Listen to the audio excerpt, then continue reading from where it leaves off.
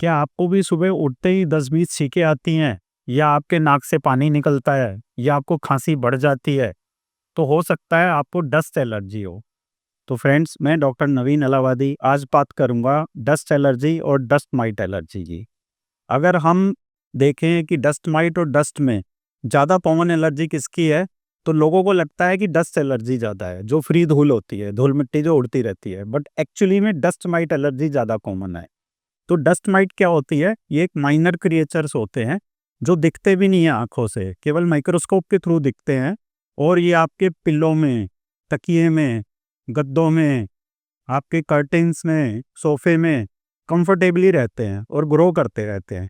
और जब आप सुबह उठते हैं, क्योंकि आपका जो सर होता है वो पिलो के ऊपर होता है और आप गद्दे पे ही सोते हैं, तो सुबह उठते ही आपको खांसी आती है, छींकें आती हैं।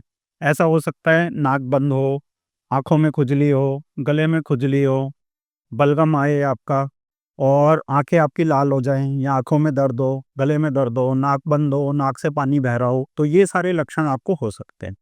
अगर ये एलर्जी नाक और गले तक सीमित है, तो आपको जो लक्षण होंगे नाक और गले के तक ही सीमित रह सकते हैं, या हो सकता है चीक पेन हो जाए, साइनोसाइटिस हो जाए, या आँखों तक सीमित रह सकते हैं।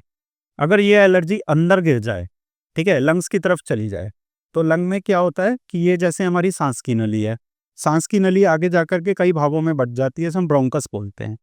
तो ब्रोंकस के अंदर क्या होता है, ये एलर्जन चले जाते हैं। ये जो डस्ट और डस्ट माइट होता है, एलर्जन का काम करती है, ब्रोंकस के अंदर जाकर के चिपक जाते हैं।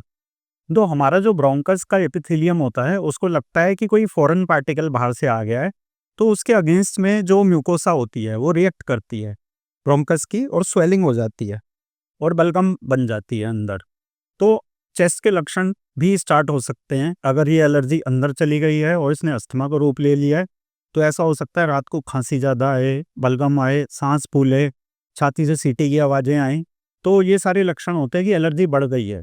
तो लोग क्या करते हैं, एलर्जी की दवाइयाँ लेते रहते हैं, लेकिन डस्ट माइट का इलाज नहीं करते, डस्ट का ट्रीटमेंट नहीं करते। तो सबसे बढ़िया इलाज है कि आप उसको सोर्स को हटाओ वहाँ से, जो भी डस्ट है, डस्ट माइट है, उसको सोर्स को रिमूव करो, ये बेस्ट ट्रीटमेंट है। तो सोर्स कैसे रिमूव होगा? आपके जो तकिए हैं, गद्दे हैं, और आपकी जो पिल्लो कवर है, बेडशीट है, उसको आप वॉश रखेंगे, क्लीन रखेंगे, उस पे डस्ट बैठने नहीं देंगे। कारपेट्स हैं, तो कारपेट को हटा देंगे घर से, वो बेटर रहेगा कारपेट हटाना, या उसको क्लीन रखेंगे। तो पता कैसे चलता है कि आपको डस्ट माइट एलर्जी है? जब आप घर से बाहर होते हैं, तब आपके सिम्पटम्स हैं कम होते हैं। लेकिन जब आप घर में ज़्यादा रहते हैं, स्पेशली अपने बेडरूम में हैं, या आपने अपनी बेड तैयार करा, आपने बेडशीट बिछाई, ये सब जब आप काम कर रहे होते हैं और बेडरूम में होते हैं, तो आपके सिम्पटम्स बढ़ जाते हैं। तो इससे आप पता भी लगा सकते हैं। और एक टेस्ट भी होता है जिसको हम बोलते हैं स्किन एलर्जी पिक टेस्ट, या फिर ब्लड टेस्ट से, एलाइजा टेस्ट से हम मालूम कर सकते हैं कि डस्ट माइट एलर्जी है। और आजकल वैक्सीन्स भी आ गई हैं, इम्यूनोथेरेपी जिसको बोलते हैं। तो इम्यूनोथेरेपी भी अवेलेबल है जो डस्ट माइट और डस्ट के अगेंस्ट में काम करती है और परमानेंट एलर्जी को कम करती है। तो फ्रेंड, आज मैंने डस्ट एलर्जी और डस्ट माइट एलर्जी पे ये वीडियो डिटेल में बनाई है।